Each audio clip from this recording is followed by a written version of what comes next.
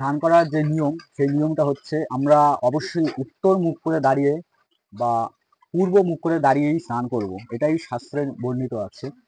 আর স্নান করার জন্য আমরা প্রথমে আমাদের হাঁটুর নিচে পায়ে জল দেব। যদি আমরা নদীতে স্নান করি বা কোনো হ্রদে স্নান করি, সে ব্যাপারটা আলাদা। আমরা নাভি নাভি অব্দি জলে গিয়ে দাঁড়াবো। আর আমরা বিশেষ করে যারা বাড়িতে স্নান করি, কলের জল, ট্যাপের জল, তো তাদের জন্য আমি বলছি, এটা পায়ের হাঁটুর নিচে প্রথম জল ঢালতে হবে।